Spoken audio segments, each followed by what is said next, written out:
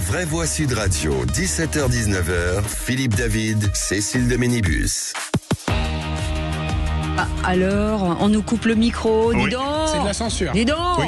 On veut pas que nous parlions. C'est voyant rouge, ça marche, voyant jaune, ça marche pas. Dites quelque chose, Philippe David, bonjour. Bonjour, Cécile de Ménibus. Oh bah non, Maxime nous fait de si bons jingles qu'on ne peut pas l'incriminer de quoi que ce soit. C'est notamment quand Philippe Bilger parle anglais, ça me rappelle une de mes profs d'anglais qui parlait un peu comme lui. Il vous fait peur, Maxime. Oui, il est terrifié par Maxime. Vous pouvez faire des gin tonic aussi. Ouais, Des quoi des Les jingles, gin tonic, ça. C'est sympa. Je vois que Jean gin tonic. est à la hauteur immédiatement. Bah, remarquez, mais Pas mal, hein. elle me fait rire. À l'intérieur, mais elle me fait rire. À l'intérieur. Ça veut tout dire. Non, mais il y a un moment donné, ça va C'est sortir. pas vrai, je vois le sourire de l'extérieur. Non, bien sûr. Non, mais elle me fait rire. Voilà. Et ben, cool. J'adore les blagues carambar, moi, je vous le dis. On vous souhaite en tout cas la bienvenue 0826 300 300. Et c'est Zach qui est avec nous aujourd'hui, avec le sommaire de cette émission. Le grand débat du jour à 17h30. 91% des Français pensent que l'insécurité a augmenté ces dernières années. Selon un sondage Odoxa, 62% disent se sentir régulièrement en insécurité, et c'est 5 plus de plus qu'il y a un an. Alors parlons vrai. Faites-vous partie de ces 62% de Français qui se sentent régulièrement en insécurité? Et à la question forte hausse du sentiment d'insécurité, Conseil constitutionnel, CEDH, Justice sont-ils des freins à la lutte contre l'insécurité? Vous dites oui pour le moment à 97%. Vous voulez réagir? Zach attend vos appels en toute sécurité au 0826 300 300. Notre invité pour en parler, Émile Leclerc, directeur d'études chez Odoxa.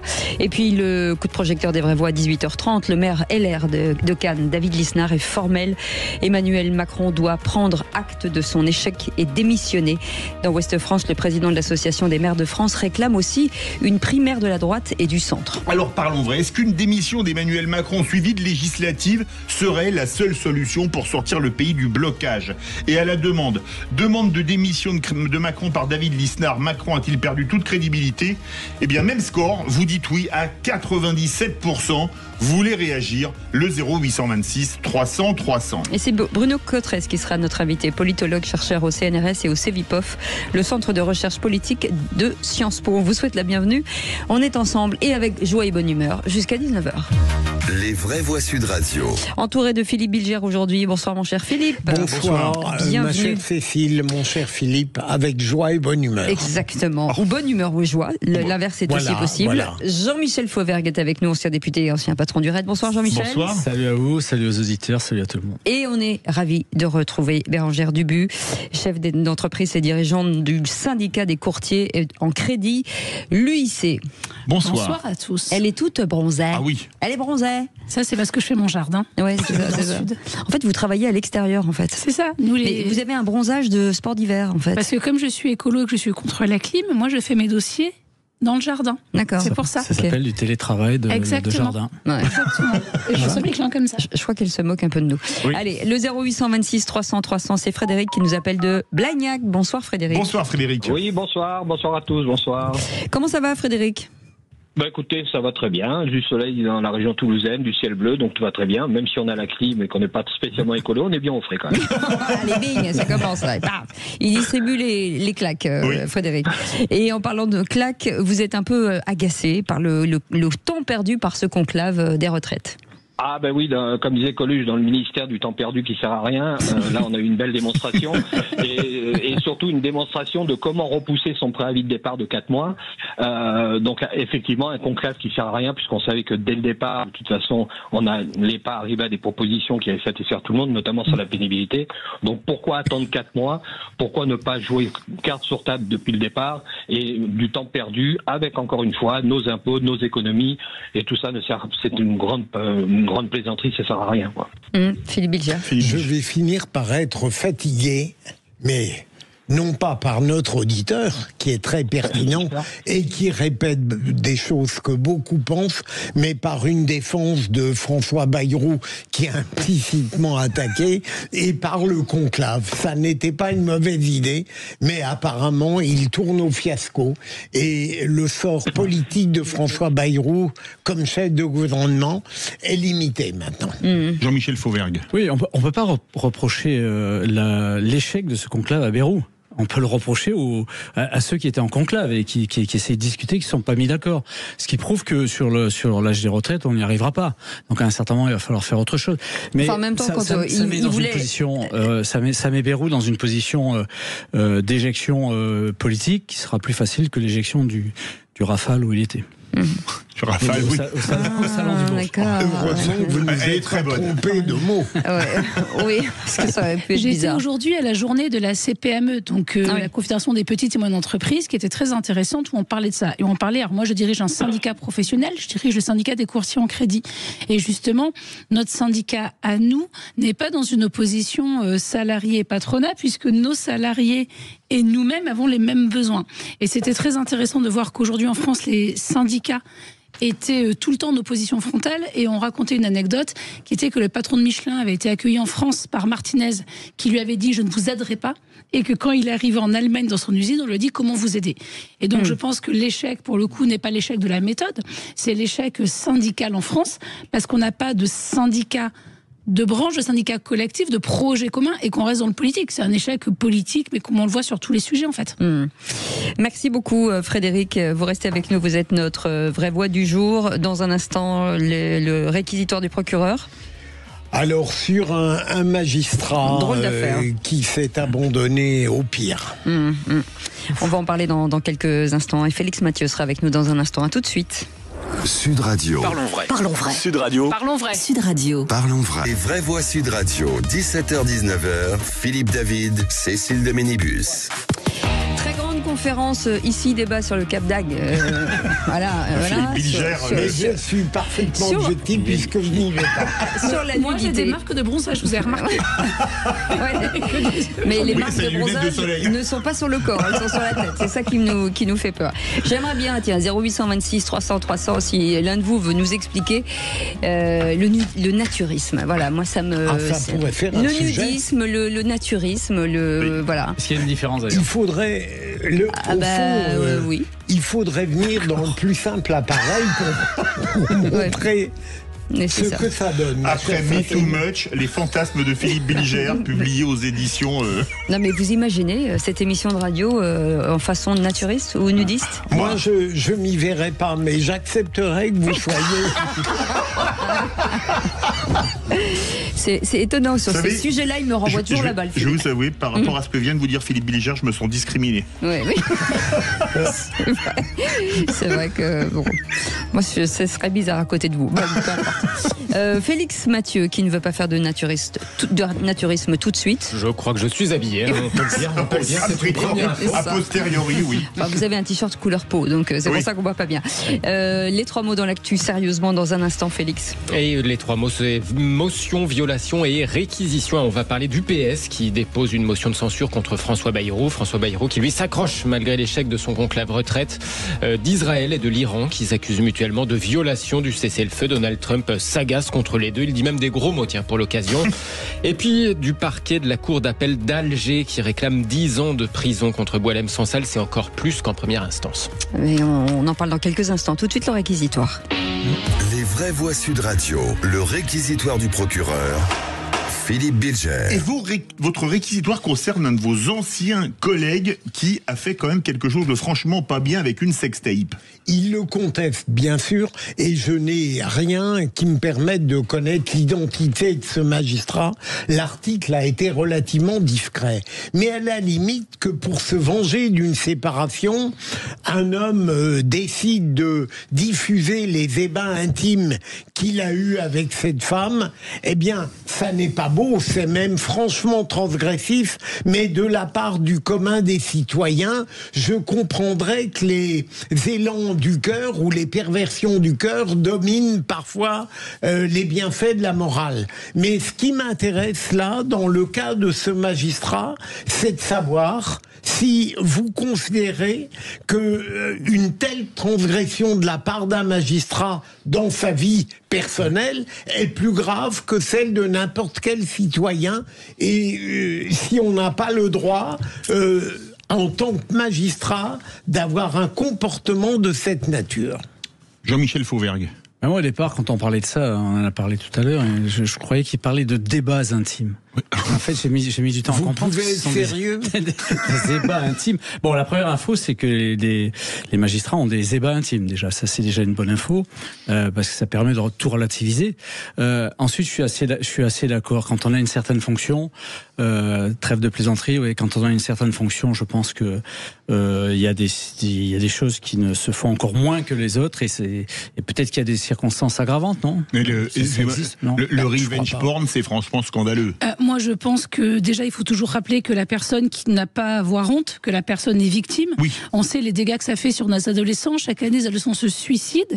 Donc, c'est très grave. Je pense à Benjamin Griveaux, qui, pour moi, n'aurait jamais dû se retirer à l'époque de la mairie de Paris, parce qu'il a vraiment été victime et qu'on l'a maltraité. Et vu que quand on insulte un magistrat, c'est plus grave que quand on insulte un courtier ou une boulangère, puisqu'insulter un magistrat, c'est pas la même chose. Je considère que la contrepartie, c'est que quand on fait une infraction, effectivement, c'est beaucoup plus grave aussi. Sa fonction fait qu'il doit être sanctionné, puisque si lui-même était victime, on aurait été plus sanctionné. Il sera d'ailleurs intéressant de voir la sanction ce que fait la sanction administrative du Conseil supérieur. Parce que des sanctions, il n'y en a pas beaucoup dans ce domaine-là. Si. Merci beaucoup Philippe Bilger pour ce sujet. Et tout de suite, Félix Mathieu, les 3 mots dans l'actu. Les vraies voix Sud Radio.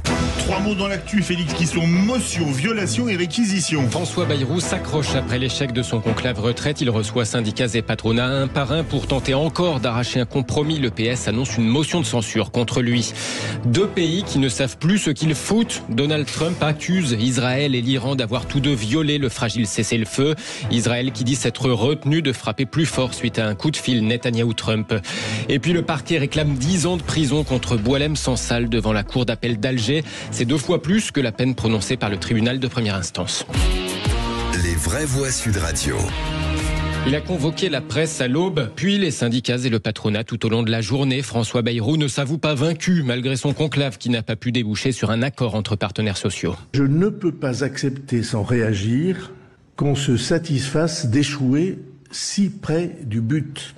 J'ai décidé d'inviter les organisations qui ont travaillé ensemble durant ces 4 mois à me rencontrer pour rechercher une voie de passage dans l'intérêt de notre pays. En arrivant à Matignon, Marie-Lise Léon de la CFDT a résumé les points d'achoppement avec le MEDEF. Un accord est possible avec les éléments qu'on a pointés. S'il n'y a pas de réparation de la pénibilité, s'il n'y a pas de financement équilibré en termes d'efforts, ça sera sans la CFDT. Pendant ce temps, depuis la Norvège, Emmanuel Macron en appelle lui à la responsabilité de chacun en invoquant même la gravité du moment sur le plan international. La négociation qui est en cours, je crois, est celle de femmes et d'hommes responsables, conscients du monde, de l'état du monde et de la nécessité pour notre pays d'aller de l'avant. Donc je les encourage ardemment à savoir aller au-delà des désaccords qui persistent et à trouver ensemble une solution qui soit bonne pour le pays. Et je leur suis très reconnaissant d'avoir en tout cas mené ces discussions avec beaucoup de courage et d'intégrité depuis le début. Un conclave retraite qui avait pour but de faire gagner du temps à François Bayrou en lui évitant une motion de censure votée par les socialistes. Un objectif, ne pas être renversé et si possible même ne pas être sauvé uniquement par le RN.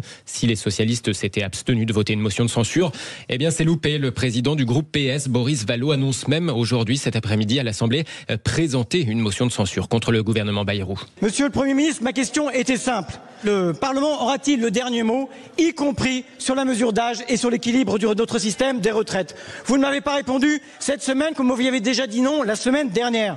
Monsieur le Premier ministre, le respect de la parole donnée est à la base même de notre régime démocratique. Vous avez pris des engagements pas tenus sur ce sujet comme sur bien d'autres. Cela nous contraint, Monsieur le Premier ministre, à déposer une motion de censure contre votre gouvernement. Le refus de rediscuter des 64 ans, c'était le point d'achoppement du conclave entre le MEDEF et les syndicats de salariés. C'est donc aussi le motif de la motion de censure des socialistes. Censure ou pas censure, Philippe Bilger, rapidement? Ça commence à sentir le roussi parlementaire, tout de même pour François Bayrou. L'ancien parlementaire Jean-Michel Fauvergue, il en pense quoi? Rapide, les amis. Très rapide. Oui, j'ai le même avis que Philippe. Après, il faut savoir comment le RN va voter ça. C'est toute la question. Sachant que Marine Le Pen n'est pas rééligible. Oui, c'est en cas de dissolution. Ouais. Oui. Je pense que tout le monde sait qu'il faut reculer l'âge de la retraite. De toute façon, ça tient pas. Moi, je suis génération Nicolas qui paye. On peut pas sacrifier nos enfants pour payer pour à un moment donné les retraites comme ça. Donc, va falloir y aller. C'est vraiment des postures qui sont indignes. Et pour le coup, je pense qu'on a besoin de stabilité en ce moment. Je suis pas pour une dissolution. Voilà. Le deuxième mot, violation, avec ce fragile cessez-le-feu entre Israël et l'Iran. Israël dit s'être retenu de frapper davantage l'Iran aujourd'hui suite à un coup de fil entre Benjamin Netanyahou et Donald Trump. Les deux pays, l'Iran et Israël, s'accusent d'ores et déjà d'avoir chacun violé le cessez-le-feu. Et au pied de son avion, le président des États-Unis s'est effectivement montré très agacé par les deux protagonistes et y compris par son allié israélien. Les Iraniens ont violé ce cessez-le-feu. Israël l'a violé aussi.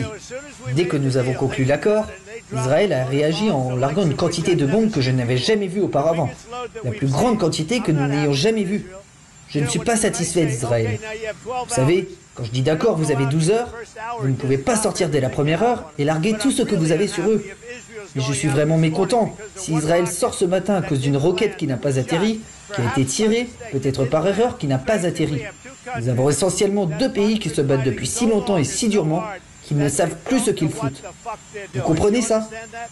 Le président Trump et son fucking langage fleuri, avec la traduction de Matteo Lamblot pour Sud Radio. Et troisième mot, réquisition en Algérie. Le parquet réclame 10 ans de prison contre Boualem Sansal. 10 ans de prison requis contre l'écrivain franco-algérien. C'est 2 fois plus que la peine prononcée en première instance. Boualem Sansal avait été condamné à 5 ans pour atteinte à l'intégrité territoriale de l'Algérie. Condamnation suite à sa prise de position en faveur de la souveraineté marocaine sur le Sahara occidental, territoire disputé entre les deux pays. Boualem Sansal était rejugé sans avocat en appel. Le parquet réclame donc 2 fois plus. Verdict attendu dans une semaine. On reparlera de ces réquisitions, notamment dans un peu plus d'une heure sur Sud Radio dans Les Vraies Voix. Ce sera le tour de table de notre ami Philippe Bilger. Merci beaucoup, Félix Mathieu. Cécile, la mémoire de Sud Radio, Philippe, le tribunal n'avait pas requis 10 ans. Il avait pris 5 ans. Non, il 5 avait ans. pris 5 ans, mais il avait été requis 10 ans, oui. C'est ça. Ouais. Allez, vous restez avec nous dans quelques instants. On va revenir sur ce sondage Odoxa. 91% des Français estiment que l'insécurité a augmenté.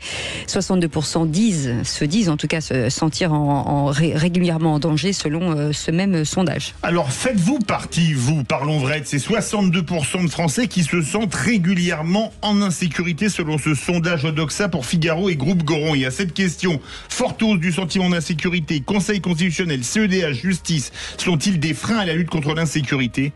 Vous dites ouais, 96%, vous voulez réagir, le 0826 300 300. Et Émile Leclerc est avec nous, un directeur d'études chez Odoxa. Petite question courte, est-ce que vous êtes surpris par les sondages ? Oui, bonjour, c'est moi que vous m'interrogez. Oui, absolument. Pardon. Est-ce que je suis surpris par ce sondage ? Non, bien sûr que non, puisque ce n'est pas la première fois, on mesure depuis un certain nombre d'années aujourd'hui ce sentiment d'insécurité qui est assez puissant. Et effectivement, le sentiment que l'insécurité en France progresse selon les Français. Et ça concerne à la fois l'ensemble des Français, et puis on a fait un focus particulier ce trimestre aussi sur les plus jeunes, et effectivement c'est assez massif. Donc pas forcément une surprise, je dirais plutôt une déception. Allez, on va en parler dans quelques instants. Soyez les bienvenus. 0826 300 300, vous attend au standard. Sud Radio. Sud Radio. Parlons vrai. Parlons vrai. Sud Radio. Les Vraies Voix Sud Radio. 17h-19h. Philippe David, Cécile de Ménibus. Retour des Vraies Voix avec Philippe Bilger, Jean-Michel Fauvergue, Bérangère Dubus, bien évidemment Cécile de Ménibus. C'est l'heure du grand débat du jour. Les Vraies Voix Sud Radio, le grand débat du jour. On est quand même dans un pays où on peut mourir parce qu'on est policier, parce qu'on est professeur, parce qu'on prend un verre sur une terrasse. Moi j'ai l'impression que ça a toujours été comme ça. Étant une femme qui prend le métro tous les jours, je suis assez souvent confrontée à ce genre de choses. Ce qui m'inquiète, c'est pas cette insécurité, c'est l'inquiétude qu'elle génère, et c'est plus ce sentiment d'insécurité qui m'inquiète que un véritable danger qu'on courrait à se promener aujourd'hui en France. L'insécurité, ce n'est pas un ressenti. C'est une réalité vécue. Je trouve ça complètement hallucinant qu'on utilise encore ce terme de sentiment d'insécurité. Dans ce cas-là, pourquoi on manque de places de prison ?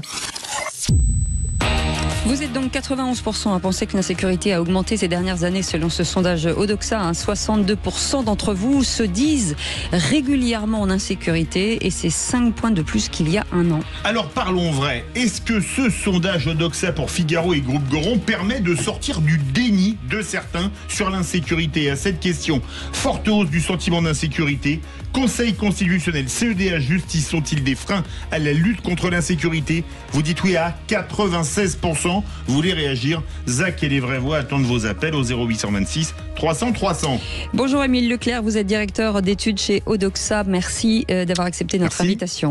Philippe Bilger. On peut dire évidemment qu'il y a au sens banal un sentiment d'insécurité, mais qui repose sur une réalité traumatisante au quotidien d'une augmentation des délits et des crimes.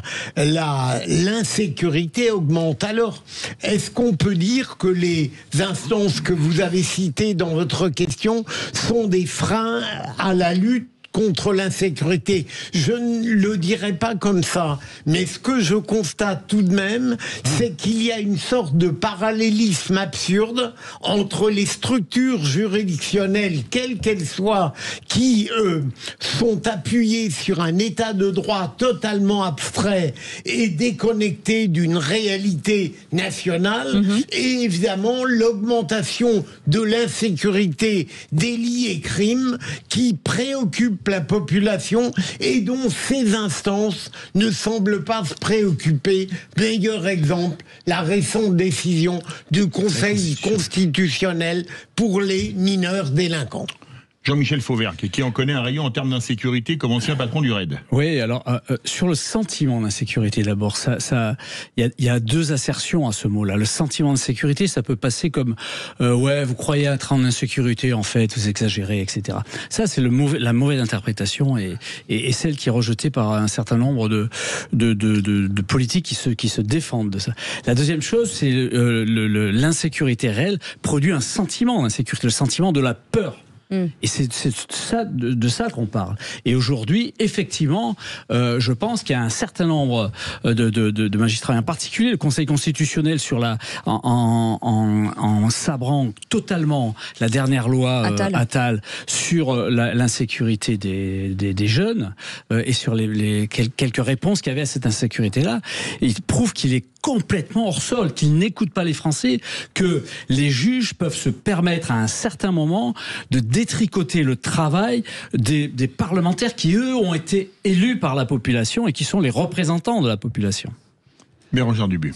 Il n'y a rien à ajouter sur ce qui a été dit. Moi, j'ai un ami très proche qui est policier. Il me raconte que leur travail, ils ont l'impression que ça s'arrête jamais, puisqu'ils attrapent quelqu'un qui les relâche le lendemain, etc. Moi, je parlerai juste de ce qui me concerne, c'est le logement, l'immobilier, c'est mon métier.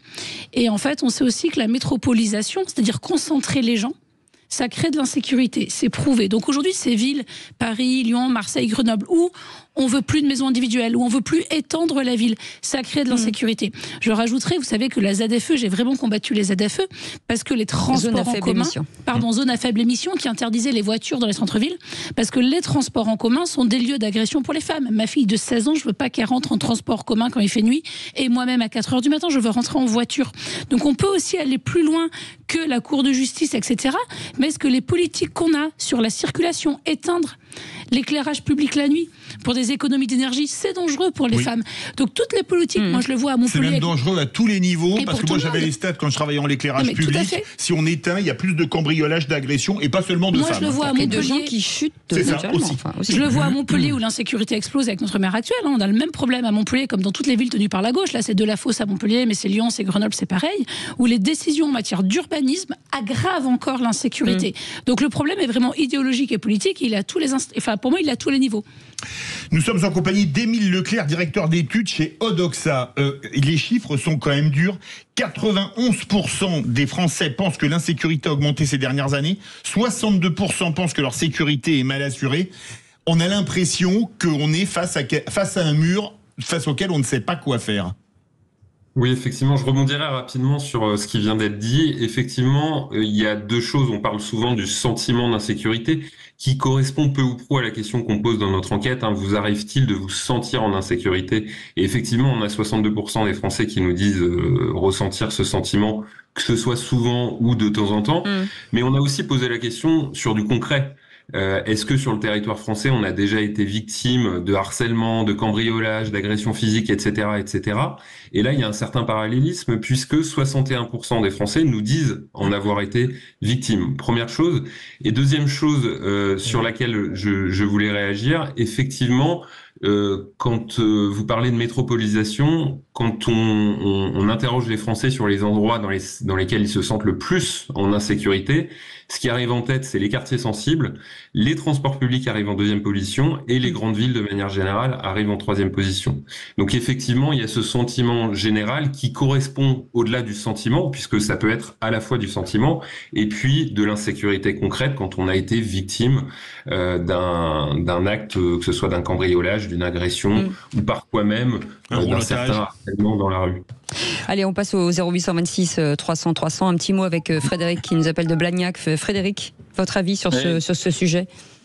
Mon avis est assez partagé, c'est-à-dire que moi j'avais pas le sentiment d'insécurité que je me déplaçais en voiture et que j'allais de mon domicile à mon travail et qu'en fin de compte je ne fréquentais pas ce que je pourrais qualifier de la vraie vie. Et depuis quelque temps, eh bien j'ai repris un peu les transports en commun, que ce soit en région parisienne ou en région toulousaine. Et là, on s'aperçoit qu'il y a quand même 2 poids 2 mesures, quoi. On rentre dans la vraie vie. Et je pense que nos hommes politiques sont un peu décalés de tout cela, quoi. C'est-à-dire qu'ils ne ressentent pas véritablement ce qui se passe sur le terrain. Faites un petit tour, ne serait-ce qu'aux urgences un soir, et vous allez voir aussi le sentiment d'insécurité qu'ont nos infirmières, qu'elles sont obligées même de se protéger maintenant derrière des barrières quand ils reçoivent les gens. Donc il y a un réel sentiment, et je pense que ça passe également. Nous avons sacrifié 2 ou 3 générations parce qu'on a supprimé l'éducation civique. On va peut-être aussi reparler du service militaire qui a apporté aussi son petit flot de respect de la République, plein de petits sentiments, une démobilisation des parents également. Et moi qui ai 64 ans, c'est peut-être nous qui avons sacrifié 2 ou 3 générations parce que le wokisme, etc., nous disait mais non, il faut faire autrement. Et en fin de compte, on s'aperçoit il n'y a plus de racines, il n'y a plus de fondement. Et en fin de compte, on s'aperçoit que même quand on fait une fête de la musique, ça part en incivilité, même ne serait-ce que dans les déchets que les gens laissent dans les rues alors qu'ils pourraient très bien les ramasser. Allez, restez avec nous Frédéric, on prend Samy dans 2 secondes. Jean-Michel Fauvergue. Oui, je suis globalement d'accord avec ce qu'a dit Frédéric, mais je ne peux pas m'empêcher de le reprendre. Excusez-moi Frédéric, sur une petite chose. Vous dites les hommes politiques. Là, en l'occurrence, ce ne sont pas les hommes politiques. Ce qui a été détruit par le Conseil constitutionnel, ça a été voté par les hommes politiques pour aller vers plus de sécurité. Donc à un certain moment, il faut véritablement se rendre compte qu'il y a tout un système de contre-pouvoir qui empêche l'homme politique d'aller vers là où il veut aller. Et ça, c'est important à savoir. Philippe Bilger. Je voulais demander à notre invité Émile Leclerc. Émile Leclerc. Est-ce que dans les évaluations, les enquêtes que vous faites, est-ce que vous sentez que les Français seraient favorables à une modification de l'état de droit? Vous voyez, j'ai l'impression qu'ils déplorent l'insécurité, mais que jamais ils ne s'interrogent sur les armes dont l'État dispose. Est-ce que c'est une question qu'ils se posent ? Alors, pas tant sur l'état de droit, parce que dans une enquête spécifiquement pour le CNB, donc qui est le Conseil national du barreau, on avait justement questionné les Français sur leur connaissance de l'état de droit et on se rendait compte qu'ils le connaissaient assez mal. En revanche, régulièrement dans les enquêtes, on propose des mesures qui sont plus sécuritaires, plus dures, plus fermes, et c'est vrai que systématiquement, vous avez à minima les 2 tiers des Français, et parfois beaucoup plus, qui soutiennent des réformes beaucoup plus sécuritaires. Donc, pour vous répondre, si la question c'est de savoir si les Français veulent davantage de fermeté dans les mesures qui sont mises en place et dans la loi, la réponse est oui. Allez, Samy au 0826 300 300 qui est avec nous. Bonsoir Samy. Bonsoir Samy. Bonsoir, merci, bonsoir à tous. Non, je rejoins ce que disait Frédéric et ce qui s'est dit actuellement dans les impôts un peu partout. On voit sur le terrain, il y a plus de discipline, il y a plus de civisme, il y a plus de sympathie, il y a plus de courtoisie. Ça va pas du tout. Je sais pas. Je vais pas non plus exagérer. J'ai pas envie de faire pleurer tout le monde, mais c'est ce qu'on voit, c'est ce qu'on constate. Il n'y a plus de civisme, même entre conducteurs sur la route, que ce soit dans les transports en commun, ça va pas du tout. Je sais pas ce qui se passe, je sais pas. Samy, on peut vous poser une question. Vous avez quel âge ? Alors moi j'ai 42 ans. Est-ce que vous avez vu sur les 20-25 dernières années la situation empirer dans ce domaine ou dans différents domaines? Mais complètement, c'était complètement dégradé. Je le dis tout le temps, à chaque fois qu'on discute avec des voisins, pas loin d'hier, je disais, bah tiens, tu te souviens, avant il y avait, alors moi dans ma petite ville, il y avait la fête, il y avait la kermesse, pardon, c'était une petite fête pour un petit peu ramasser un petit peu d'argent pour refaire les travaux dans l'église, etc. Et puis donc il y avait tous les villages qui étaient là. Peu importe leurs origines, il y avait du civisme, il y avait une bonne ambiance. Et ben, ça s'est perdu. Beaucoup de gens. Alors moi, je veux pas. Oui, l'atmosphère était plus légère, c'est ce que vous voulez dire. Voilà. Donc ça s'est dégradé. Il y a beaucoup de. Alors, excusez-moi, je vais peut-être être un petit peu méchant, mais il y a beaucoup de nouveaux arrivants, de nouveaux migrants qui ne sont pas intégrés malheureusement et qui, ils imposent leur façon de vivre, leur culture à eux. Ils veulent pas respecter la France et malheureusement, voilà ce qui se passe en France maintenant. Alors, il y a un truc qui est intéressant, ce que disait tout à l'heure Bérangère Dubu sur les femmes. Est-ce que vous avez ce sentiment, Philippe Bilger, d'être en insécurité, vous ou Philippe David ou Jean-Michel Fauvergue? Jean-Michel, vous êtes policier, mais c'est pas parce que vous êtes policier que vous n'avez pas ce sentiment un peu compliqué. Mais, vous avez raison, Cécile, parce que on peut admettre la montée de l'insécurité, elle est claire. Il y a que les malades qui la contestent. Mais on peut personnellement ne pas avoir peur. Le sentiment d'insécurité. Moi, j'ai été agressé il y a des années lors d'une fête de la musique. J'ai mal vécu le moment où j'avais un couteau sur la gorge. Mais ça ne m'a pas créé un sentiment d'insécurité par la suite. Mais est-ce que vous sentez quand même que le pays est en tension? Est-ce que les gens sont en tension? Il y a beaucoup de gens qui pensent qu'à ça. Ouais. Philippe ou Jean-Michel Fauvergue? La question serait, est-ce que vous avez peur à titre personnel? Moi, je pense qu'à mon âge, par exemple, je risque beaucoup moins que des gamines de 16 et 18 ans. Donc aujourd'hui, quand je prends le tram, je n'ai pas peur. Est-ce que j'ai peur? Et on a peur pour nos enfants différemment. Mais vous êtes beaucoup plus vigilante qu'avant. Ah, mais moi, je suis très vigilante. Et dans tous les cas, on est toujours aujourd'hui en état d'alerte et on le voit. Je m'en rends compte quand je vais dans des villages, en vacances, à la campagne, où d'un coup j'ai mon niveau de vigilance qui relâche complètement. La métropolisation, malgré tout, c'est vrai, les grosses villes restent un lieu d'hypervigilance. Jean-Michel Fauvergue. Moi, j'ai pas de problème particulier de ce point de vue-là, mais pas parce que j'ai pas peur. En fait, je suis comme tout le monde, hein, mais surtout parce que depuis très longtemps, et en tant que policier, et depuis très longtemps, j'ai des réflexes de vigilance. J'essaye de voir ce qui se passe autour de moi. Je suis pas tout le temps les yeux collés à mon téléphone. Ça, c'est aujourd'hui, on a un phénomène entonnoir. On voit pas arriver les choses. Les phénomènes de vigilance, ça me permet d'anticiper, de changer de trottoir, voilà. Ouais, et ça, c'est important. Et là, Jean-Michel a tout à fait raison. Moi, j'ai fait du Krav Maga à l'époque. Tous mes enfants ont fait des sports de combat petits. J'ai toujours les deux mains libres dans les transports en commun qu'à sac en bandoulière si je me fais agresser. Je ne tiens jamais mon téléphone quand je suis près de la porte. Je me mets le dos au mur. C'est vrai que quand il y a un souci, je me mets les deux jambes écartées pour être en posture. Moi, dans un restaurant, je suis toujours face à la sortie. C'est ce que m'a appris le Krav Maga et la boxe. C'est vrai que dans la posture, je suis d'accord, il y a des attitudes aujourd'hui qui font que peut-être on est moins une cible aussi. Émile Leclerc, directeur d'études chez Odoxa. Oui, je voulais réagir à deux éléments dont vous avez parlé. Dans cette enquête spécifiquement, on a interrogé, au-delà des Français pris dans leur ensemble, des jeunes, en particulier des jeunes. Quand j'entends jeunes, c'est de 12 à 24 ans. Et quand je vous disais tout à l'heure que vous aviez 61% des Français qui avaient été victimes d'au moins un fait, que ce soit du harcèlement, d'un cambriolage, d'une agression physique, etc., on est quasiment au même niveau chez les jeunes de 12 à 24 ans, alors même qu'ils ont une expérience de la vie qui est beaucoup plus courte. On a 57% d'entre eux qui ont été victimes de ça. Et deuxième élément sur lequel je voulais réagir, vous parliez de cours de Krav Maga, on a interrogé les Français aussi sur leur défense. Alors il y a les défenses du domicile, les digicodes, etc. Tout ça, on voit que c'est en augmentation. Et puis on voit aussi que les Français s'arment, entre guillemets, de plus en plus, que ce soit d'une bombe lacrymogène. Vous avez 16% des Français qui nous disent avoir une bombe lacrymogène, 13% qui ont suivi des cours d'autodéfense et 12% qui nous disent avoir une arme de défense. Donc ça représente beaucoup de monde au total. Au total, ça fait 27% des Français qui nous disent avoir une forme de protection personnelle avec eux. Frédéric est avec nous de Blagnac. Frédéric, vous avez donné votre avis il y a quelques instants, mais est-ce que vous avez eu, vous avez été face à un événement où vous avez subi quelque chose aussi? Oui, bien sûr.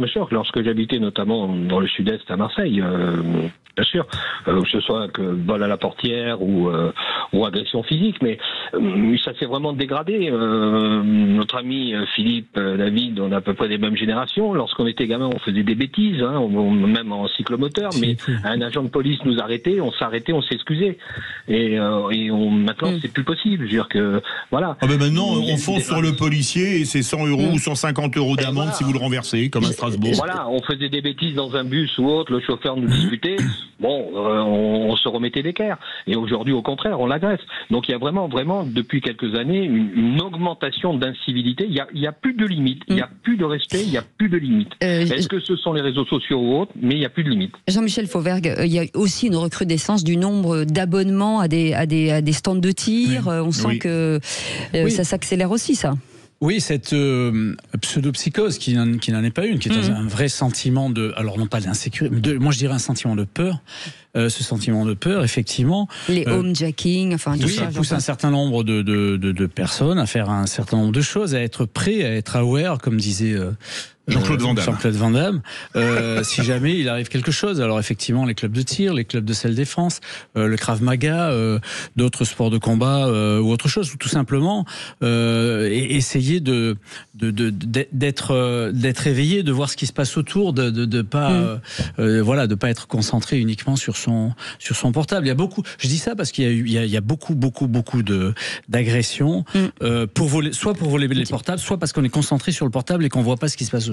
Et Émile Leclerc, dernière petite question, vous qui êtes directeur de cette étude chez Odoxa, est-ce que c'est la même chose chez les femmes que chez les hommes en fait? Est-ce qu'on est plutôt sur la même tendance? Sur le sentiment d'insécurité, il est un peu plus élevé effectivement chez les femmes. On a 67% des femmes qui nous disent se sentir souvent ou de temps en temps en insécurité. Pour 55% des hommes, il y a un écart. Mais ça veut dire quand même que ça concerne une grande partie de la population. Et ça concerne, contrairement à ce qu'on pourrait penser aussi, petite surprise dans ces enquêtes qu'on voit au fil du temps, c'est que ça concerne souvent plus les jeunes que les plus âgés. On entend souvent que ce sont les retraités qui ont peur de tout, etc. Eh bien non, c'est pas vrai, c'est pas ce qu'on constate dans les sondages. Aussi, ça s'explique, parce que les jeunes sont, dans leur quotidien, davantage confrontés à des situations risquées. Merci en tout cas, Émile Leclerc, de nous avoir expliqué ce sondage sur le sentiment d'insécurité en France, directeur d'études chez Odoxa. Vous revenez quand vous voulez. Merci beaucoup. Merci Frédéric, on vous gagne. On vous gagne. Non. Il y a peut-être un lapsus là-dedans. On vous gagne, je sais pas. Il y a peut-être vous qui étonnant que Bilger ait pas déjà appelé à la tricherie. Est-ce que ça veut dire qu'on connaît déjà le résultat? Non, c'est juste un lapsus. On connaît peut-être le résultat, peut-être, on ne sait pas. Frédéric, en attendant, vous restez avec nous. Dans un instant, le qui c'est qui l'a dit, et merci de votre fidélité au Vrai Voix. On revient dans un instant. Sud Radio, votre attention est notre plus belle récompense. Merci de nous écouter sur Sud Radio. Non, c'est normal, parce que vous êtes une radio sympa, diversifiée et tout, donc c'est très bien. Sud Radio, parlons vrai.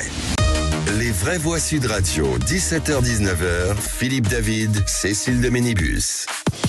Les Vraies Voix jusqu'à 19h autour de cette table. Bérangère Dubuc est avec nous, qu'on est ravis de retrouver, chef d'entreprise et dirigeante de l'UIC, le syndicat des courtiers en crédit. Jean-Michel Fauvergue, ancien député et ancien patron du RAID, et Philippe Bilger, président de l'Institut de la Parole et auteur de Me Too Much aux élections Héliopole. Et puis Frédéric qui est avec nous de Blagnac. Mon cher Frédéric, l'un de vos rôles serait d'une part de gagner et le premier en tout cas, c'est de lancer le jingle. Alors lancer le jingle, et en plus je vous vois sur le web Sud Radio, donc c'est magnifique, avec un petit décalage. Voilà, un peu de pub pour Sud Radio. Alors on va lancer le jingle, mais c'est qui l'a dit? Les Vraies Voix Sud Radio, le quiz de l'actu. Et le qui c'est qui l'a dit de notre nouveau meilleur ami Frédéric, écoutez bien. Merci. François Bayrou a vicié le conclave. François Bayrou a vicié le conclave. Ça doit être un homme politique, je sais pas, Mélenchon, Non. Ça vient de gauche. Ça vient de gauche. Panot. Non. Il est pas faible. Il est fort. Philippe Bilger a été le plus rapide. Non, c'est Jean-Michel Fauvergue. Vous l'avez dit? Ça suffit. Non. Si, il l'a dit. Malheureusement, je sais.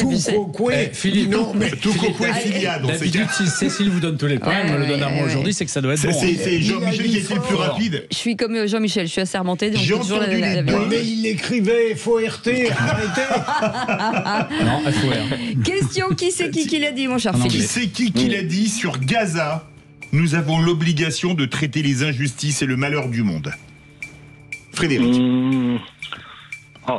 C'est un homme politique très connu, qui a même eu de très hautes fonctions. Un homme Hollande. très connu qui a eu de très hautes Attendez, fonctions. il n'a pas répondu, Frédéric. Dites quelque chose. Frédéric, je vais vous aider. Oui. Un grand discours. Ah ben, le Villepin. C'était pas. Mais c'était pas. Il a triché, on savait. Mais on ne peut pas. J'en ai tellement dans la tête que je le dis tout de suite. J'ai eu peur. Non, mais Frédéric, vous aviez la réponse ou pas? Bah oui, il avait. Non. Il avait un discours. Non, ça c'est pas normal. Philippe a répondu avant qu'on ait le droit. Exactement. Non, mais Moi, non, j'ai levé la il main. ne triche jamais. Arrêtez. Vous parlez de vous à la troisième personne, c'est bien. Il ne triche jamais le mardi. Je connaissais, il ne colle jamais. Là, c'est à vous, Cécile. Maintenant, je le dis. Non, c'est moi qui ai fait de Qui c'est qui l'a dit sur Trump? Je lui dis merci. Il y a 3 jours. Aujourd'hui, je lui dis de quoi je me mêle. Frédéric. C'est pas un homme politique. Quand même. Non. BHL. Bonne réponse de Philippe Bilger.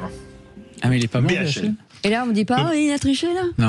Non, parce qu'on lui reconnaît le point. Vous avez eu fort, vous. Hein. Qui c'est qui l'a dit? Et là, j'ai appris un mot en le lisant. Le conclave est évidemment un échec, mais il a fait l'objet d'un bouger avec des avancées. Oui. L'idée est de regarder comment nous pouvons transformer ces bougers. Je connaissais les bouges, mais pas les bougers. Bouger. Frédéric. Alors c'est un danseur, forcément. Non, c'est une femme. On ne sait pas. C'est une femme. Peut-être dans sa vie privée, mais on ne sait pas. Peut-être la présidente de la CFDT. Non, c'est une femme politique. Non, pas du tout. Panier Renaché. Non, où vont les choses? Où vont les choses? Elle est ministre et elle a déjà été ministre sur un autre. Et elle est même déjà venue dans les vraies voix. Oui, absolument. Lors du salon de l'agriculture. Oui, Vautrin, où vont les choses, c'est pour ça. Catherine Vautrin, ministre du Travail, de la Santé, de la Solidarité et des Familles. C'est à vous, Cécile. Qui c'est qui l'a dit sur le conclave sur les retraites? Toujours, on se serait beaucoup mieux débrouillé à l'écart du politique et du médiatique. Frédéric. Syndicaliste. C'est pas un politique. C'est pas un politique. Syndicaliste, ouais. Un syndicaliste. Frédéric. J'ai pas les noms de syndicalistes. Ça pourrait être le MEDEF. Oui, exactement. Bonne réponse. Patrick Martin. Patrick Martin. Pour qui alors? C'est pour moi. Il a dit le MEDEF. Il a dit. Il fallait. Oh, mais quelle mauvaise foi, Philippe. Il dit MEDEF. C'est comme ça. Mais il ne savait pas Martin. Mais vous n'avez pas dit Martin non plus. Je l'ai dit Martin. Qui connaît pas Martin en France? Qui connaît pas un Martin en France? C'est ça. Mais double. Allez, on y va. Qui l'a dit, Frédéric, sur l'échec du conclave? Dans la dernière ligne droite, on est arrivé très près d'un accord historique. Ce n'est pas Jean-Claude Duss. Ouais, il l'a dit. Allez-y, François Bayrou, bonne réponse de Frédéric. Au moins une. Allez, le dernier, qui c'est qui l'a dit? Sur le conflit Israël-Iran, la situation reste volatile et instable. Frédéric. La situation reste volatile et instable. Notre président Emmanuel Macron. Bonne réponse de Frédéric. Dis donc, il a gagné. Non, c'est Philippe Bilger qui a 9 points. Si on enlève les 3 qu'il a volés. Non, il n'a pas volé les 3. On a brûlé 6 points. Et il a une très très belle chemise bleue, notre ami Philippe Bilger. Ouais, très très belle chemise Vous bleue. me voyez en flûte. C'est marrant, la police et la justice n'arrivent jamais à s'entendre. Philippe Bilger, 9 points. Jean-Michel Fauvergue et Frédéric, 6 points. Bérengère Dubeux a fait du social. Voilà, c'est ça. Moi, les retraites. D'habitude, c'est moi. Ouais, d'habitude, c'est vous. Ouais. En tout cas, vous n'avez pas totalement perdu, Frédéric, puisque vous êtes sur le podium de fin. C'est bien. Il a été très bon, Frédéric. Et ben voilà. Vous étiez très bon et charmant. Merci, Frédéric. En plus. Absolument. Il nous est loyal. On aime bien. Merci. Et puis, on vous embrasse. Et puis il y a la finale de rugby, il est de Toulouse, Frédéric. Oui, le Blagnac, Toulouse, du bébé. Et ce sera sur Sud Radio samedi soir, bien sûr. Allez les meilleurs. Allez Blagnac. Allez Blagnac, c'est ça, ouais. Allez, on vous embrasse, Frédéric. Merci d'avoir participé à cette émission 0826 300 300 comme Frédéric. C'est pareil. Dans un instant, les infos et puis la météo de Rémi André. Attention, il va faire très très chaud. Et le coup de gueule de Philippe David. Que je pourrais résumer en un proverbe africain. Oui. Quand on veut grimper au cocotier, il faut avoir son slip propre. Pour ceux qui... Sud Radio. Sud Radio. Parlons vrai. Parlons vrai. Sud Radio. Parlons vrai. Bon. Les vraies voix Sud Radio, 17h-19h, Philippe David, Cécile de Ménibus. Et autour de cette belle table, Philippe Bilger qui est avec nous, Jean-Michel Fauvergue, ancien député et ancien patron du RAID, et Bérangère Dubuc qui est avec nous, chef d'entreprise et dirigeante de l'UIC, syndicat des courtiers en crédit. Et ce numéro de téléphone que vous utilisez, on vous en remercie, 0826 300 300, vous laissez énormément de messages et on les choisit, surtout on les écoute. Bonjour, Eric de Moselle. Puis après le député qui retrouve sa place à l'Assemblée après avoir acheté de la drogue, Marlène Schiappa qui est décorée de la Légion d'honneur. C'est incroyable.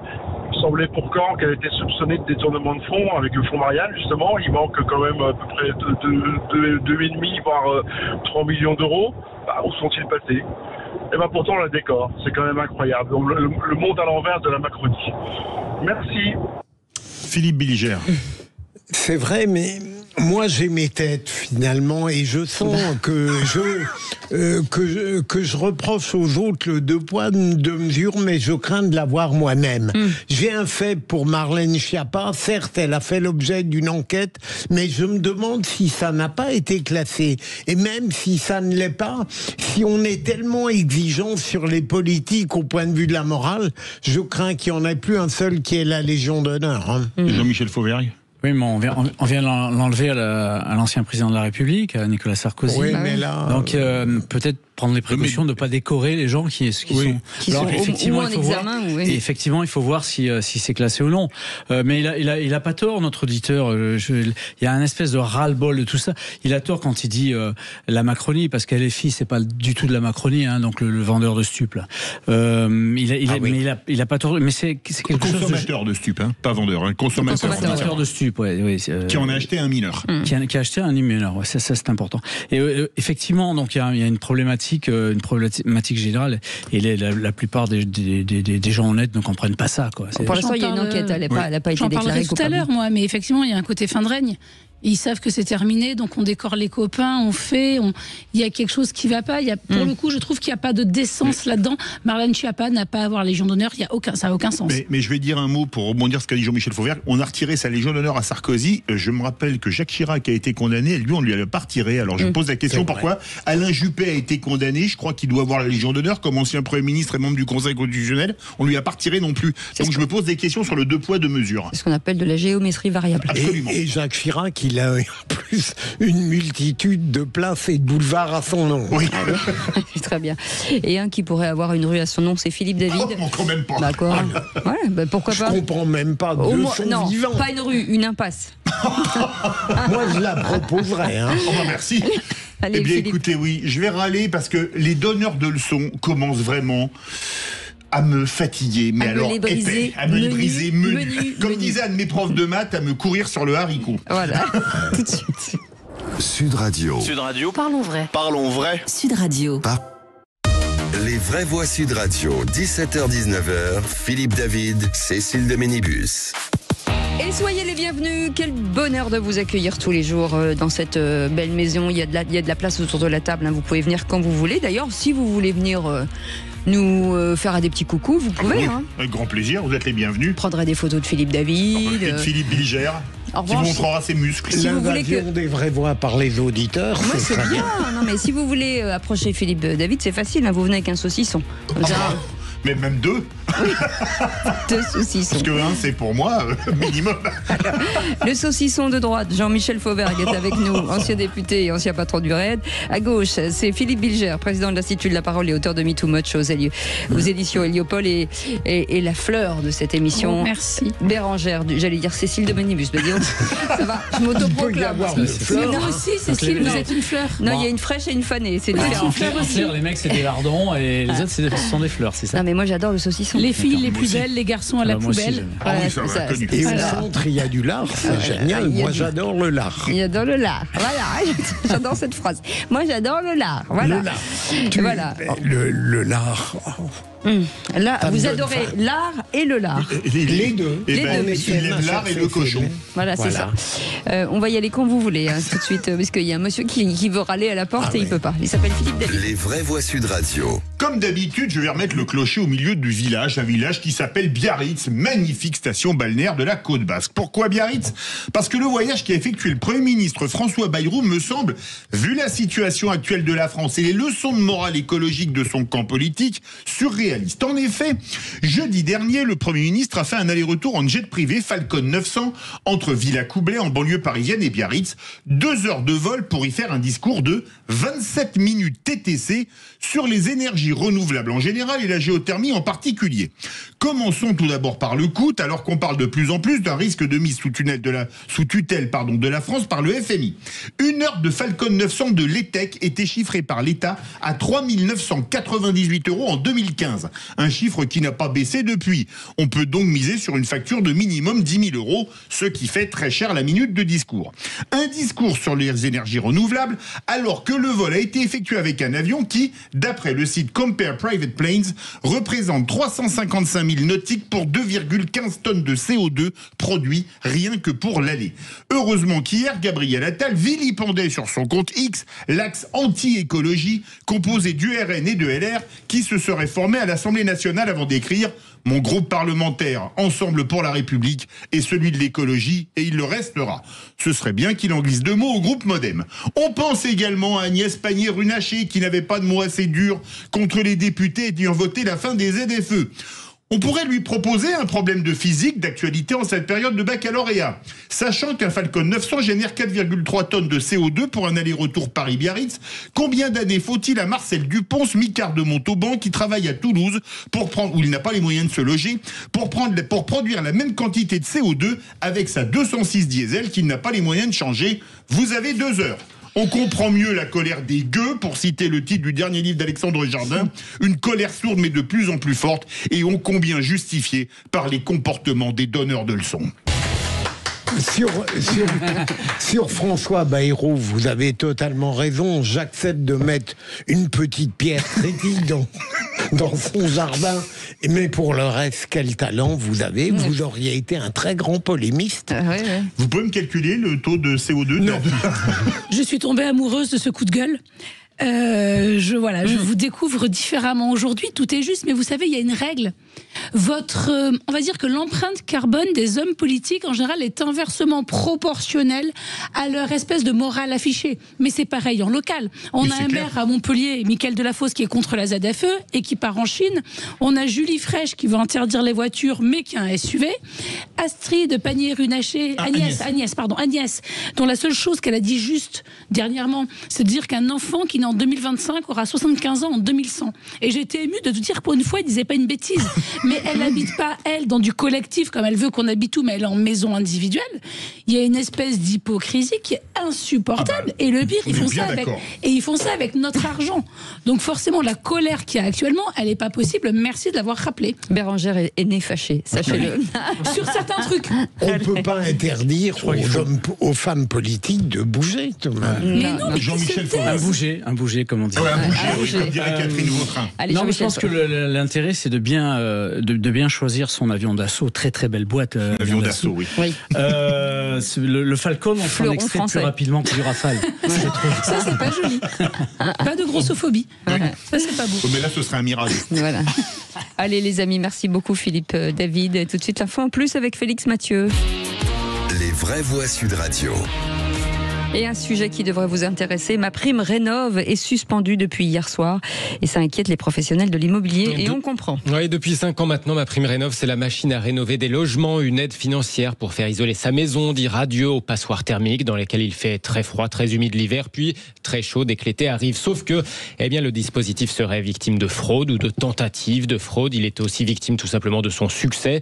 Pour une enveloppe budgétaire qui, elle, n'est pas extensible à merci, l'État a donc dit pause jusqu'à mi-septembre, le temps de tout remettre à plat, de peaufiner les dispositifs anti-fraude. Pas de nouveaux dossiers en principe depuis hier soir, même s'il y aurait moyen de faire passer quelques dossiers jusqu'à fin juin, va nous dire notre invité dans un instant. En tout cas, cette pause, ça inquiète non seulement les entreprises de la rénovation, on en a beaucoup parlé, mais les professionnels de l'immobilier qui redoutent de voir des rénovations de passoires thermiques repoussées à la Saint-Glinglin. Pour en parler, nous sommes avec le président d'Agence Réunie, un réseau immobilier. Bonsoir Marc Julien.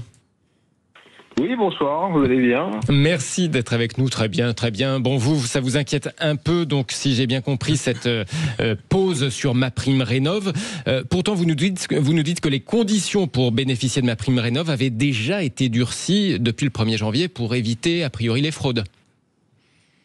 Oui, tout à fait, puisqu'il y avait un accompagnement qui devait être fait par les entreprises, qui devait être labellisé RGE, qui permettait déjà à l'État d'avoir un contrôle beaucoup plus fort sur donc le déploiement de MaPrimeRénov'. Oui. Voilà, exactement, avec un label qui était très difficile à obtenir pour les entreprises et qui devait avoir un historique avec l'ANA assez complet, qui fait qu'il y a quand même moins de chances que une entreprise qui se crée et qui fait faillite un an après puisse avoir ce label. Donc ça limite quand même fortement. Donc ça veut dire que quelque part il y a d'autres raisons que cette raison de fraude. Oui, c'est-à-dire limiter le nombre de dossiers, faire des économies au-delà de la question des fraudes, quoi. On pouvait pas, aider tout le monde, quoi. Si vous voulez, il est un peu logique politiquement que quand vous prenez des mesures aussi radicales d'une interdiction de location pour des logements classés donc G et bientôt donc d'ici quelques années classés F, donc forcément vous deviez donner une compensation de permettre de faire des travaux pour les rendre conformes. Donc c'était la raison de cette prime rénov'. Bon, l'État doit faire beaucoup d'économies. Ils se sont rendus compte que déjà avec la nouvelle version, c'est plus difficile, puisque en dehors du problème de se dire est-ce qu'elle est suspendue, on a un paiement qui est de plus en plus tardif pour les entreprises, puisqu'on remarque des retards jusqu'à 6 mois de paiement de la part de l'État, ce qui n'est pas sans rappeler le leasing social pour l'automobile, où on avait un peu les mêmes problèmes pour les concessionnaires automobiles. Ok. Et donc vous craignez que ça raréfie le logement sur le parc immobilier, quoi. Ouais. Merci en tout cas, Marc Julien, président d'Agence Réunie. Vous restez avec nous. On revient dans un instant. On fait une petite pause. À tout de suite. Sud Radio. Sud Radio. Parlons vrai. Parlons vrai. Sud Radio. Parlons vrai. Les vraies voix Sud Radio. 17h-19h. Philippe David, Cécile de Ménibus. Les vraies voix avec Philippe David en première, en premier rôle. Oh non, je suis en train de calculer mon taux de CO2 quand je respire par rapport aux voyageants de jet privé. Vous voyez ce que je veux dire? Là, c'est multiplié par l'âge du capitaine, c'est hyper complexe. Il faut un esprit aussi matheux que Philippe David pour comprendre. Mais si, vous en rendez pas compte, c'est tout. Ça serait intéressant le CO2 par personne. Ah bah oui, mais en fonction on produit de la vie de du chacun. CO2 chaque fois qu'on respire. Bah oui, c'est pour ça que je vais me taire. Philippe Bilger est avec nous, Jean-Michel Fauvergue et Bérangère Dubu tout de suite. Le tour de table de l'actu avec un jingle, j'espère, de folie. Oh, dites, je vais envoyer les actualités, vous venez les voir dans la cabine? Tenez cette table-là. Et ben tout le monde l'appelle la table des chevaliers. Ah bon? Une fois, il y a un type qui l'a appelé la table des 2 connards. Mais je sais pas s'il nous avait reconnu. Le tour de table. De l'actualité. Oui, ça tombe bien, on est 5. Ils nous ont bien reconnus, c'est ça. C'est la table ronde quand même. Ouais, c'est ça. Philippe Bilger, sur cette décision en appel de Boualem-Sansal aujourd'hui. Oui. Vraiment, j'ai peur, comme tant d'autres, pour Boualem-Sansal. Comme je ne présume pas le pire, je suis prêt à croire qu'il y a des négociations en coulisses avec l'État algérien. Je l'espère en tout cas. Voilà Boualem-Sansal qui a été condamné en première instance à 5 ans, alors qu'il avait été requis 10 ans. En appel, il est requis 10 ans. Peut-être y aura-t-il la même sanction qu'en première instance, mais ce qui me donnait de l'espoir, et je crains peut-être d'être déçu, c'est que dimanche, j'avais lu dans le JDD qu'on envisageait peut-être une bienveillance de l'État algérien qui, évidemment, ferait condamner Boualem en appel, mais permettrait d'octroyer une grâce et de le faire sortir de cet emprisonnement. Mais je veux rester prudent et je n'ose croire avec une naïveté absolue que j'ai trop dans d'autres domaines à cette bonne nouvelle. On verra bien. Jean-Michel Fauvergue, on a la riposte graduée de Jean-Noël Barrot, les résultats sont pas probants. Hein. Non, certes pas, mais c'est difficile face à un État qui respecte pas les traités internationaux et qui respecte rien, quoi. En plus, Boualem Sansal est rentré en Algérie de lui-même parce qu'il a la double nationalité, il s'est fait arrêter immédiatement. Alors moi aussi, je suis très craintif concernant ça. Et j'ai aucun espoir en fait, en réalité. Moi, le gouvernement algérien a prouvé que il est versatile comme c'est pas possible, quoi. Je suis juste atterrée de voir que LFI a hurlé pour que Rima Hassan, qui a passé 24 heures volontairement en prison israélienne, exige sa libération et qu'il est quand même, cet auteur est franco-algérien, il est français. Oui, et qu'il y a eu un vote à l'Assemblée nationale qui a disqualifié certains. Et que LFI n'appelle pas à son retour et qu'on fait des psychodrames avec Rima Hassan et sa flottille de l'amour, là, son petit bateau, et que derrière ils font rien. Je trouve que c'est une honte pour tout le monde. J'ai peu d'espoir et je trouve que c'est une honte pour les élus français qui ont voté contre à l'Assemblée nationale la décision. Jean-Michel Fauvergue, l'inexorable essor des polices municipales. Oui, ça fait suite à un article du Figaro très récent qui constate que les dépenses des communes pour faire face à l'insécurité augmentent sur les grosses communes. Et la première dépense là-dedans, c'est effectivement de recruter des policiers municipaux. Une police c'est le Figaro qui le dit, une police de 100, à peu près 100 fonctionnaires de policiers municipaux coûte aux environs entre 6 et 8 millions par an aux municipalités. Mais elles le font quand même, et parce que, pour la raison simple, c'est que la population veut voir du policier sur la voie publique et peu lui importe de savoir qui est derrière l'uniforme. Et policiers municipaux, c'est important de les avoir à proximité. Cette notion de proximité, de voisinage dans les polices municipales, elle existe, et elle existe, il faut bien le reconnaître, bien mieux que pour la police nationale et quelquefois pour la gendarmerie nationale. Donc ça, c'est quelque chose d'important et d'intéressant. Et les maires s'y mettent. Ça ne les empêche pas de dire tous qu'ils font le travail de l'État, ce qui n'est pas forcément tout à fait vrai, mais ils s'y mettent aussi et ils recrutent. Maintenant, c'est bien d'avoir une police municipale, mais il faut lui donner des pouvoirs nouveaux. Et il va y avoir sans doute une loi à la rentrée, si tout se passe bien avec le gouvernement, portée par François-Noël Buffet. C'est une loi suite au Beauvau de la police municipale pour leur donner des nouveaux pouvoirs. Mais en réalité, c'est les pouvoirs que nous avions proposés sur la loi sécurité globale, qui avait été votée à la fois par l'Assemblée nationale et le Sénat, et bien évidemment qui avait été enlevé par le Conseil constitutionnel. Nous revoilà donc, la boucle est bouclée, et j'espère que cette loi-là va porter quand même. Philippe Bilger. Je suis absolument d'accord avec Jean-Michel. Les polices municipales complètent la police nationale. Elles sont essentielles. Elles pacifient encore davantage les cités qui en ont besoin. C'est évident. Moi, je donnerai ma vision du métier, parce que je finance des policiers municipaux ou nationaux, et aujourd'hui, les policiers municipaux sont mieux payés.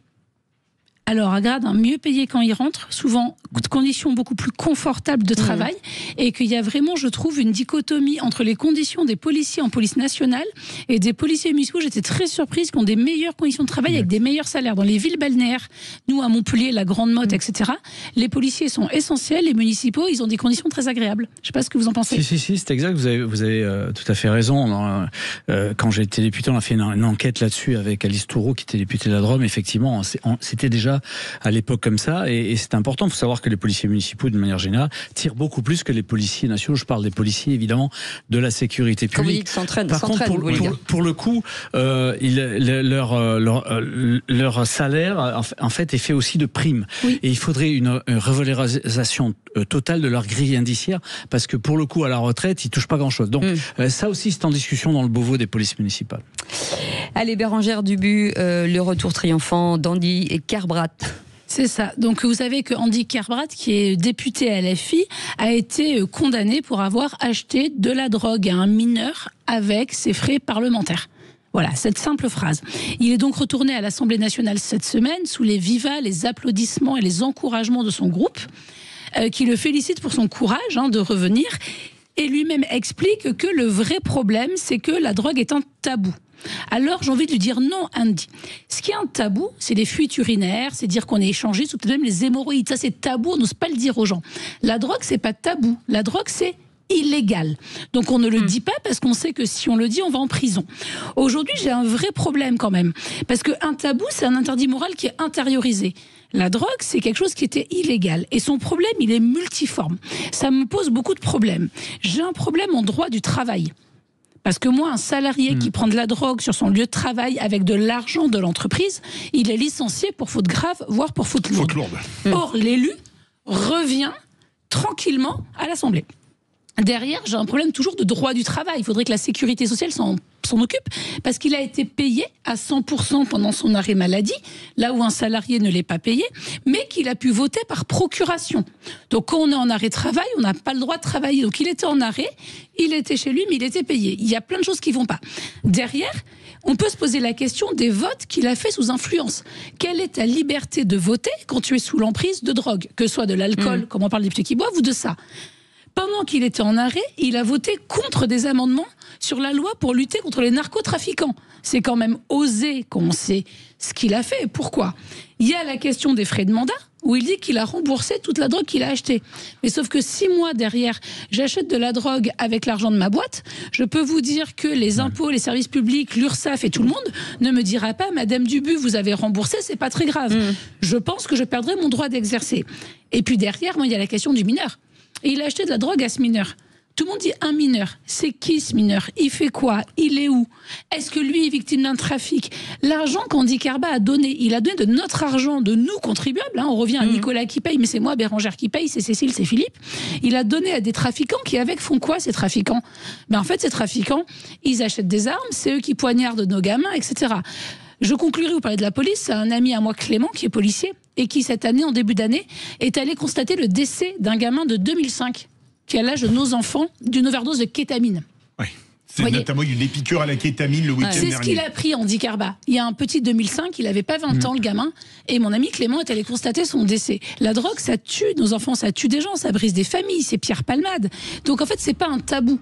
C'est très grave. Se soigner, c'est bien, stigmatiser, non, mais il y a toutes ces questions en suspens. Oui, vous avez totalement raison, Bérangère. Il y a une inégalité totalement choquante entre le sort qui est réservé à ce député et la drogue au quotidien et les conséquences qu'elle appelle. Il y a très rapidement. Oui, il y a quelques temps de ça, le directeur général de la police nationale a écrit une circulaire en cas de condamnation grave pour un certain nombre de choses, y compris pour le trafic de stupes, pour prendre des stupes. C'est dehors. Le Conseil d'État lui a donné raison récemment. C'est dehors. Si c'est dehors pour les flics, si c'est dehors pour les gendarmes, ça doit être dehors pour les députés, que ce soit de la drogue, que ce soit qu'on mette une baffe à sa femme, que ce soit un sénateur qui attire sa collègue dans un guet-apens et qui se drogue, etc. C'est dehors. Et ça, il faudra y arriver à ça. Parce que sinon, on comprend plus ces choses-là. Tout à fait. Merci beaucoup. Vous restez avec nous dans un instant. On va revenir sur cette information sur David Lisnard qui appelle Emmanuel Macron à démissionner et réclame une primaire à droite. Alors, parlons vrai. Est-ce qu'une démission de Macron suivie de législatives est la seule solution pour sortir le pays du blocage? Et à cette question, demande de démission de Macron par David Lisnard, Macron a-t-il perdu toute crédibilité?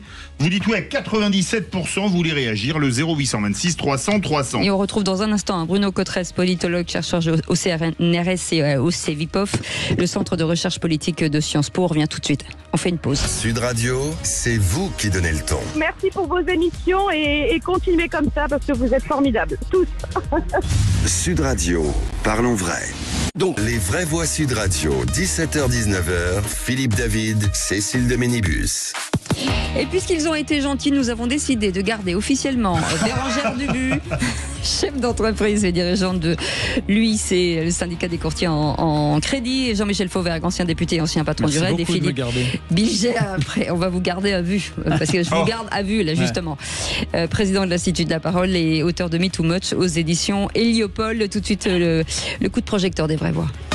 Les vraies voix Sud Radio, le coup de projecteur des vraies voix.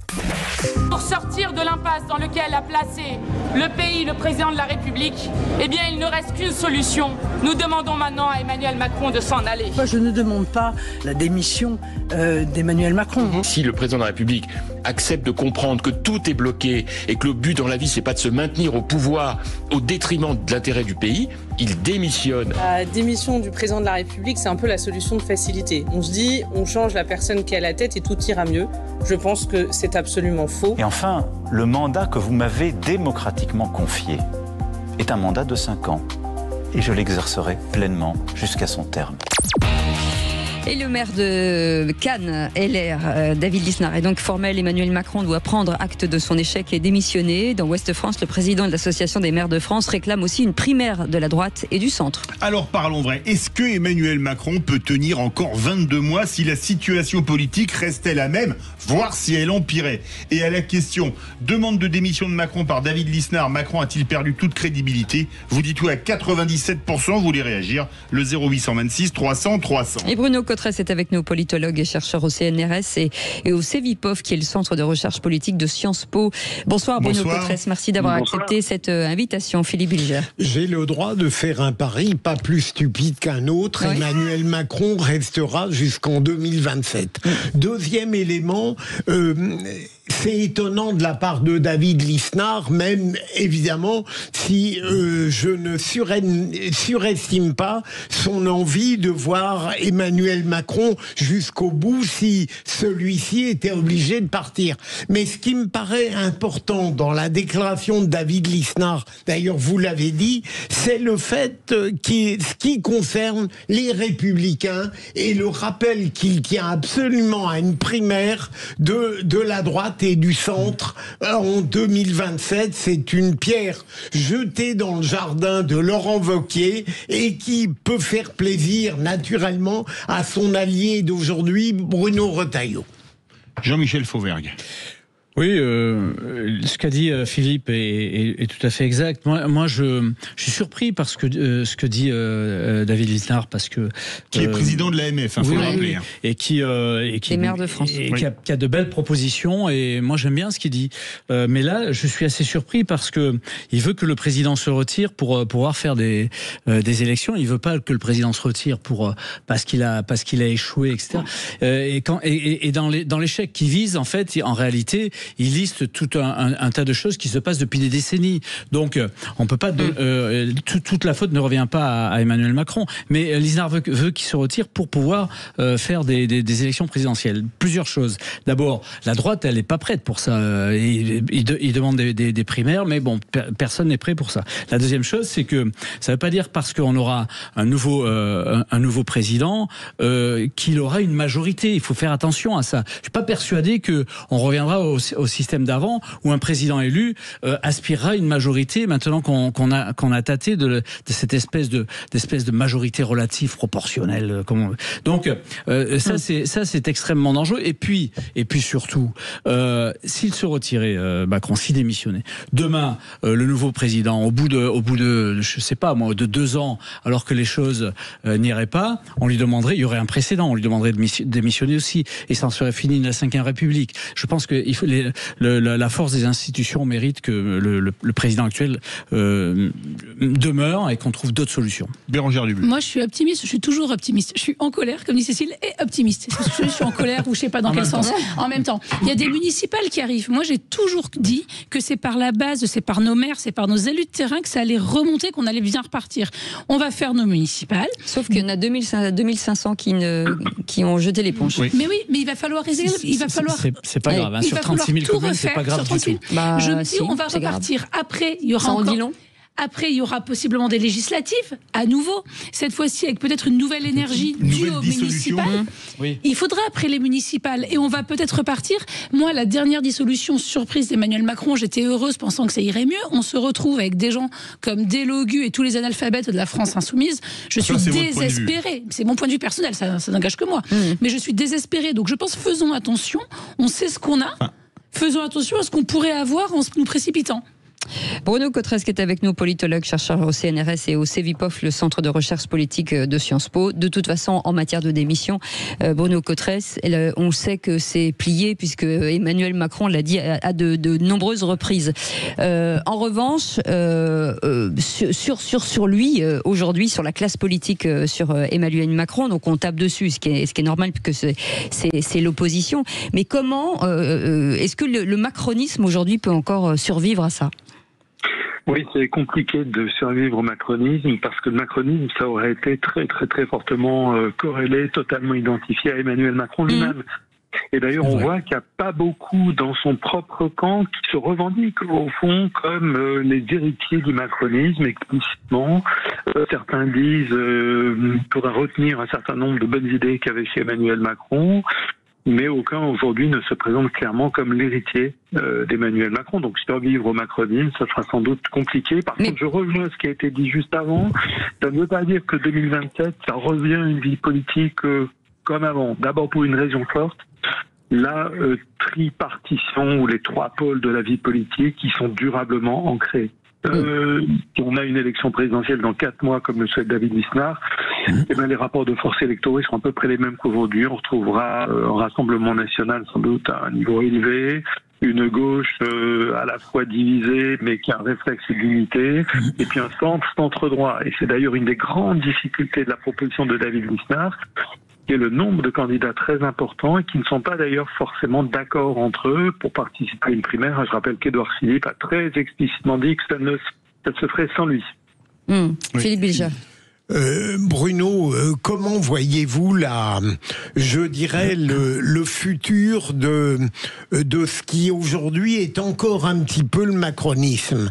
Est-ce que vous considérez que le dépassement qui a échoué de la gauche et de la droite peut tout de même représenter de la part d'un nouveau président une tentation où vous voyez revenir à grandes enjambées la politique classique? Difficile de répondre à cette belle et intéressante question. Difficile parce qu'à la fois, la vieille politique n'a jamais totalement eu sous le macronisme. On se rappelle des succès du Parti socialiste, des Républicains, par exemple dans les élections locales. Élections locales où ni les insoumis ni les macronistes se sont arrivés à durablement s'implanter. Donc il y avait toujours du gauche-droite pendant le macronisme.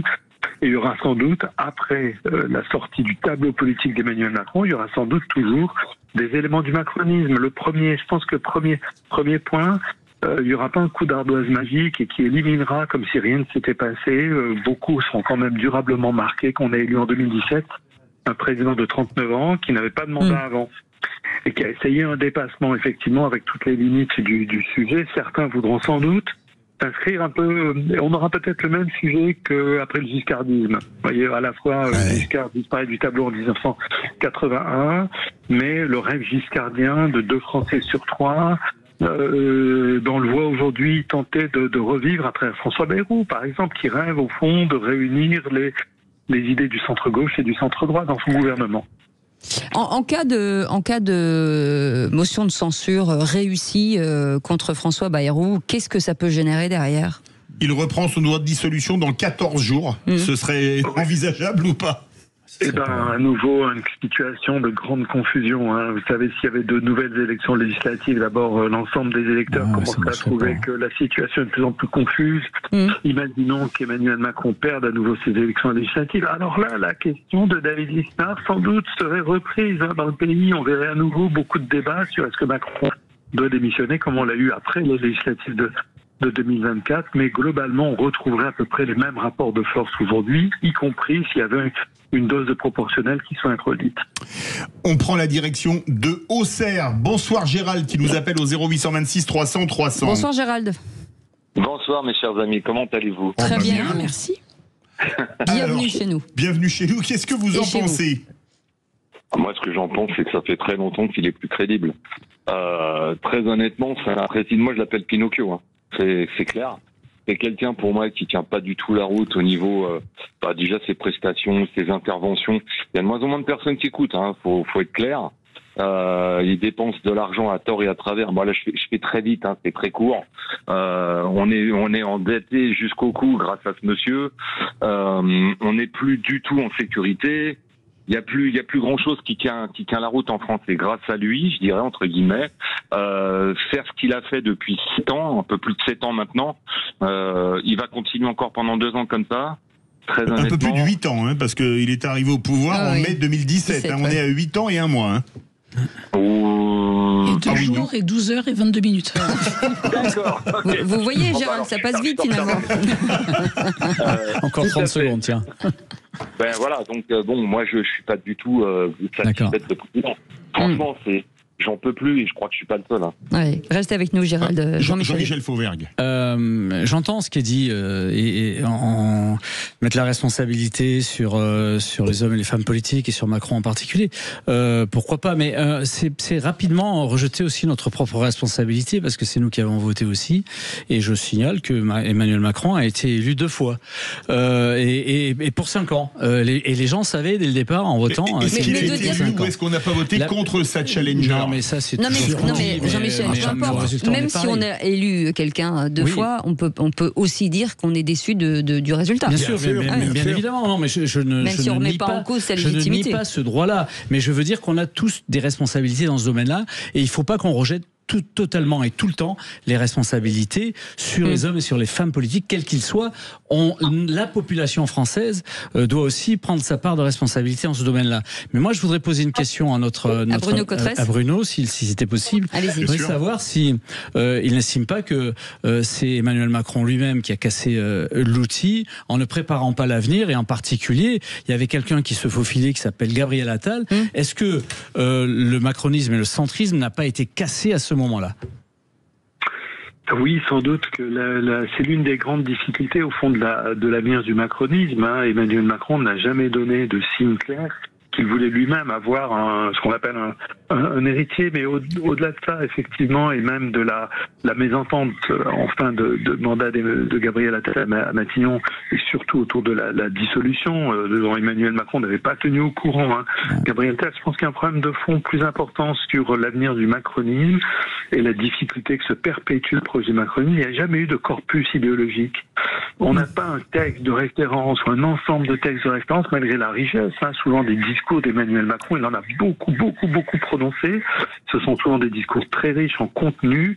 Mais alors, par contre, ça ne constitue pas un corps de doctrine, et donc forcément, un mouvement politique qui n'a pas de corpus idéologique, c'est beaucoup plus difficile d'avoir des gens qui veulent perpétuer ce corps de doctrine qui n'existe pas vraiment. C'est intéressant. Ça. Merci beaucoup, en tout cas, d'avoir accepté notre invitation. Merci Bruno beaucoup, Cotresse, politologue, chercheur au CNRS et au CEVIPOF, le Centre de recherche politique et de Sciences Po. Merci Philippe Bilger. Merci Bérangère Dubu. Merci beaucoup. Merci à vous. Votre taxi vous attend, et merci beaucoup Jean-Michel Fauvergue. On s'est régalé. Voilà, vous restez avec nous. Dans un instant, on va vous parler de filières d'excellence, les compagnons du devoir, les luthiers, les archetiers. Très joli métier, on en parle dans un instant.